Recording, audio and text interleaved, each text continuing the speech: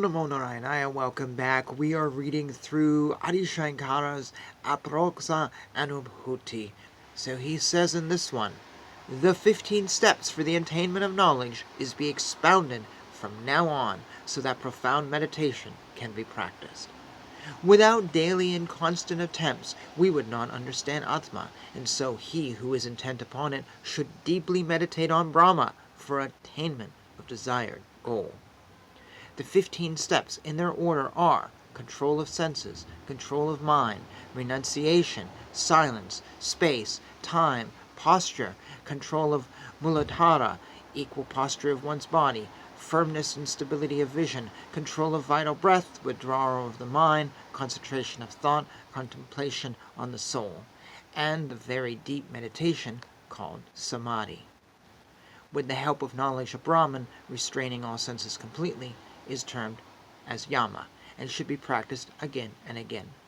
Thinking continuously about Brahman and discarding any other thoughts is called niyama, and would give immeasurable joy to the wise who practice it. The abandoning of the universe we see after realizing it as the conscious Atman is sacrifice and is honored by great people and would lead one to salvation. Yoga Sutra defines mona as deep silence. When mind realizes Brahman and does not have words to describe it, this is the philosophical science and is attainable by wise sages. How can we talk about Brahman, seeing which the words rebound?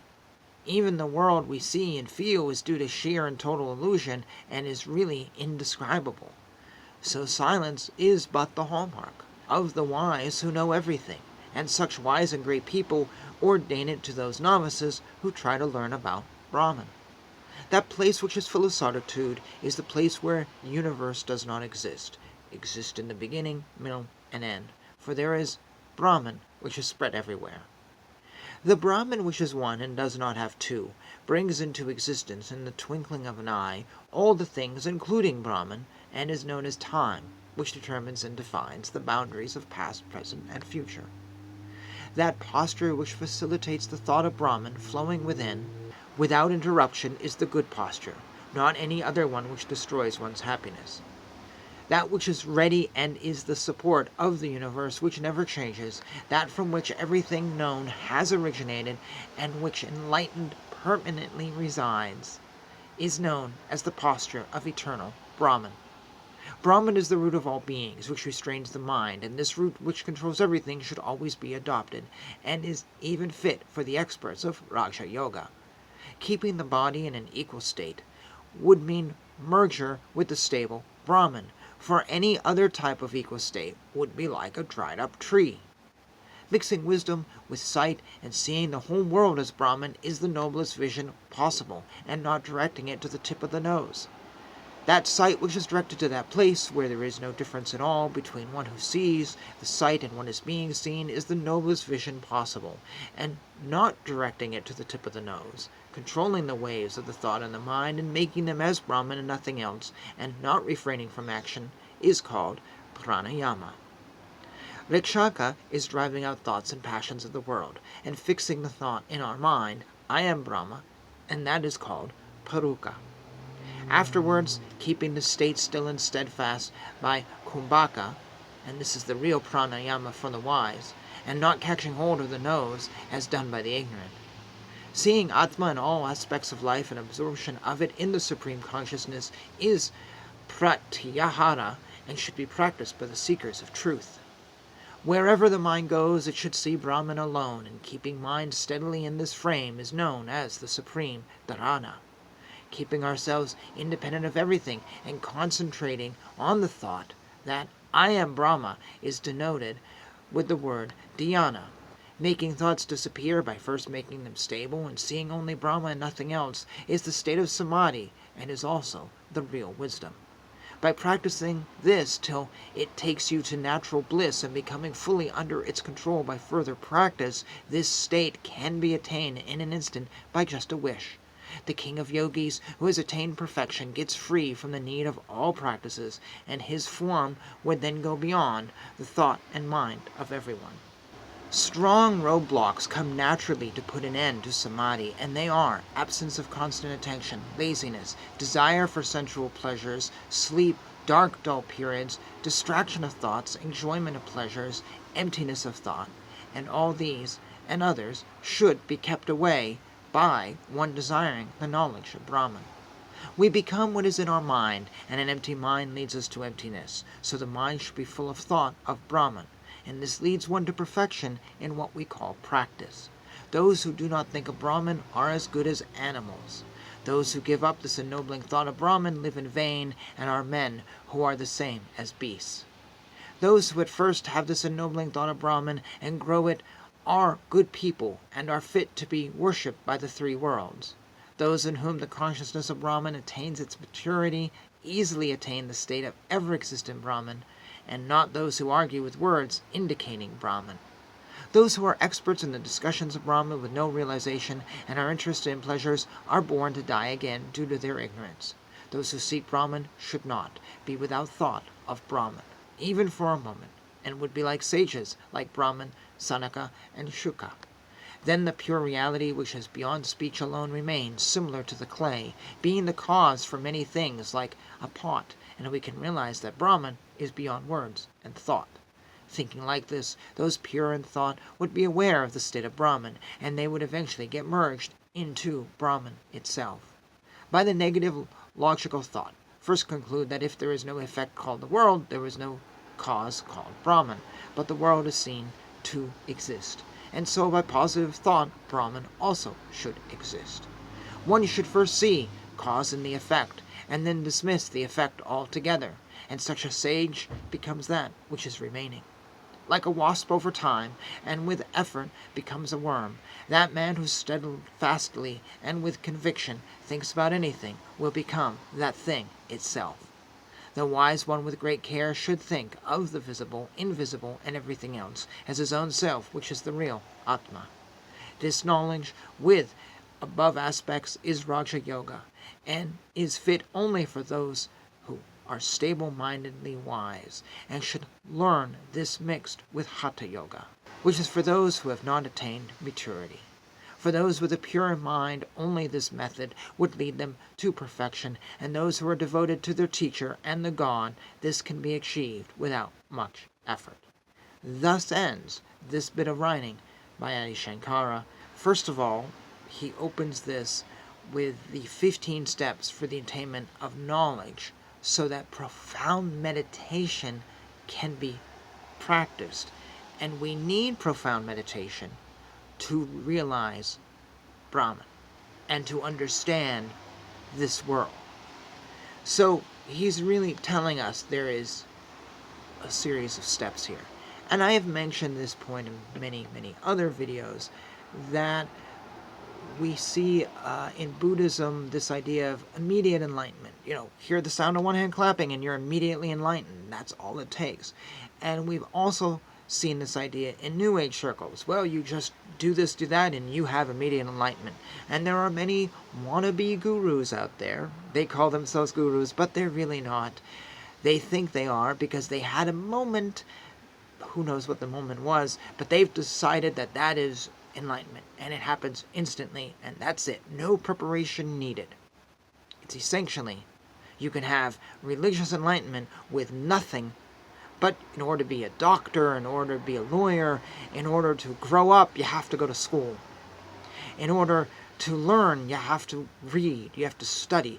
Everything else in the world requires growth, except religious enlightenment, which is the most profound thing out there. Nah, don't believe any of it. And Adi Shankara is telling you right here, there are steps that need to be taken. You can have enlightenment. He never says that you can't. Nowhere does he say it's impossible. He says you can have it, and I assume that he had it. But it's steps. It's things that need to happen in order to get you into this place where you can receive it. And you may have steps on the way that feel like enlightenment, but that's not it.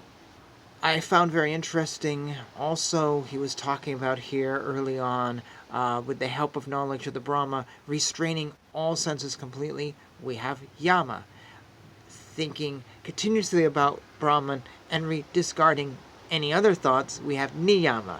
It was kind of interesting how he's giving us different approaches too. He doesn't just say, here's how to achieve enlightenment, but here is different ways. So you can restrain all your senses, or you can discard any other thoughts. Points out different approaches. So he mentions Raja Yoga. He doesn't mention Bhakti Yoga, but he mentions, what was the other one at the end here he was talking about. He ends with Raja Yoga and Hatha Yoga. I also get from him that at the end of the day, it all comes down to the same thing. It all comes down to the same realization of the same being. These are just different ways of getting there. And I think, based on what I'm remembering from other readings, he does have favorites. He does prefer some routes over others. Thought it was really fun, the line he said, when one's mind realizes Brahma and does not have words to describe it, this is the philosophical silence attained by wise sages. And then he goes on to elaborate, like, how can we talk about Brahma? You know, if everything is an illusion, it's really indescribable. I thought that was really cool. Of course, this is the philosophical end of all arguments, which, if you speak to philosophy people, and my girlfriend's a philosophy major, they hate this because they're like, well, if you can't describe anything, then you're done. You can't have a discussion, so you can't actually realize more. The irony is that is the realization. But is it? I have known people who have made this argument, oh, well, you can't describe anything. And that's proof that that person is realized. I question if they're realized or if they're just giving you that profound sentence, trying to impress you with the fact that they really would probably lose the argument if you were going to discuss stuff with them. Here's the thing. Adi Shankara doesn't hesitate to speak his mind. So for a guy who probably had philosophical silence due to the profundity and the illusion, he can hold the conversation too, and he does. So anyone who says to you, like the folks I've encountered, oh, well, the world's an illusion, you can't describe it. Okay, well, what was Adi Shankara's problem? Do you think you're more realized than Adi Shankar? Obviously, if you've watched this channel a lot, you know I have a little bit of a frustration with some people out there, and I don't necessarily see all religions as equal. Because that's a very dangerous place to be, because then you're saying that Charlie Manson is just as good as the Pope, who is just as good as Mary Baker Eddy, who is just as good as Hare Krishna. And I don't think people really want to say that Charlie Manson was okay. Anyways, back to Adi Shankar. I also liked he was talking about roadblocks that put an end to one's meditation. Laziness, desire for sex, needing sleep, distractions. And it's really great to see him just say this. He doesn't shy away from describing anything. But then he gives the solution, which is so very simple. He goes, these things can be kept away by desiring the knowledge of Brahman. We become what is in our mind, and an empty mind leads us to emptiness, so our mind should be full of thought of Brahman. Of course, I think of Buddhism, because in Buddhism, you do empty your mind. They advocate thinking of emptiness. And that's always where I've had this push and pull with Buddhism. Whereas with Sanatana Dharma, no, you think of God. There is something at the end of the tunnel, and it is God, versus just the wall at the end of the tunnel. I think, though, Adi Shankar is saying, if we take that Buddhist route, and we contemplate illusion and we contemplate emptiness, what happens is there's a good chance, like if it's a bowl, something will get poured in there. So it's better that we put Brahma in there and we fill that bowl up, so thus nothing can be put in there. I think that's kind of what he's implying without saying it. Not that thinking about emptiness and illusion is necessarily wrong. I think that's what he's saying. I might be misinterpreting it, and I might be misinterpreting Buddhism too, because I haven't studied any Buddhism or read anything of Buddhism in a very, very long time. And I'm very rusty on it, and when I was studying it, I was very rusty because I just didn't click for me. He also said, I like that those who have the consciousness of Brahman easily attain the state of Brahman versus those who just argue with words about Brahman. The arguers and the philosophers don't have the belief, basically is what he says. Those who are experts in the discussions of Brahman with no realization and are interested in pleasures are born and die again due to their ignorance. Basically, he just blew the entire academia out of the water.